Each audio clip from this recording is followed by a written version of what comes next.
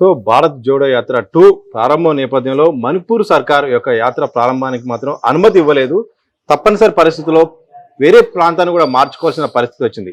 ఏంటి దీని వెనుకున్న కారణం? ఎన్నికలు దగ్గర పడుతున్నాయి కదా, మణిపూర్కు పోతే భాగవతం అంతా బయటపడుతుంది. అసలు ఇంతవరకు ఆ రోజు రాహుల్ గాంధీ పోతేనే లోపలికి రానియలేదు, వాళ్ళు స్టేట్ లోకి రానియకుండా ఇబ్బంది పెడితే చేతులు కాళ్ళు పట్టుకొని ప్రాధేయపడిండు అక్కడ మహిళలు. మీరు రావాలి రాహుల్ జీ అని ప్రాధేయపడిండు. ఇప్పటికి కూడా ఇంకా అక్కడ ఉన్నటువంటి పరిస్థితులు అస్తవ్యస్తంగా ఉన్నాయి. లోపలికి వెళ్ళి ఆ రాష్ట్రంలో లోపలికి వెళ్ళి ప్రతి ఒక్కళ్ళ దగ్గర ఇబ్బందుల గురించి డిస్కషన్ చేస్తే వాళ్ళ మనోభావాలని మా ముందు వ్యక్తపరిస్తే రేపు వచ్చే పార్లమెంట్ ఎన్నికల్లో ఖతం అయిపోతారు. కాబట్టి ఆబ్వియస్ గా మేము ఎక్స్పెక్ట్ చేసింది అది, ఎట్టి పరిస్థితుల్లో వాళ్ళు పర్మిషన్ ఇయ్యరు అని. కానీ మీరు పర్మిషన్ ఇవ్వకుండా అవసరం వచ్చిన రోజు ఒక రోజు ఏ రోజు ఒక రోజు అన్ని మీరు చేసినవి అన్ని బయట పడతాయి కదా. ఆ రోజు మీరు 45 రోజులు 50 రోజుల తర్వాత వీడియోలు బయటకు వచ్చినాయి. అప్పటి వరకు మీరు చేస్తున్నటువంటి మారణ హోమం కనిపించిందా ప్రజలకు? కానీ ఒక రోజు అయితే బయటకు వచ్చింది కదా. ఇప్పుడు ఇది కూడా అంతే, ఎప్పుడో ఒక రోజు బయటకు వస్తుంది.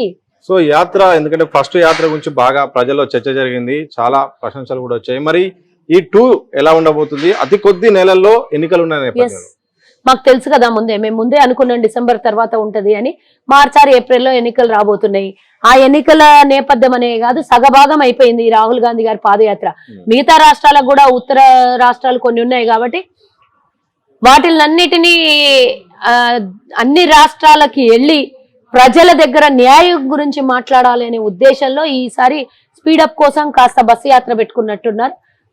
ఆ ప్రయత్నమే రేపే రాహుల్ గాంధీ గారు న్యాయ యాత్ర ప్రారంభించబోతున్నారు. దానికి తెలంగాణ యావత్ పూర్తి స్థాయిలో తెలంగాణలో ఆ న్యాయ యాత్ర కోసం రేపటి నాడు అందరూ కాంగ్రెస్ శ్రేణులందరూ మరి ఆ యాత్రకు సంఘీభావంగా అందరూ కూడా పనిచేస్తాం. రాష్ట్ర వ్యాప్తమే కాదు, దేశ వ్యాప్తంగా నలుమూలల తెలంగాణ శ్రేణులందరూ కూడా పనిచేయాలని కూడా మేమందరం కోరుకుంటున్నాం.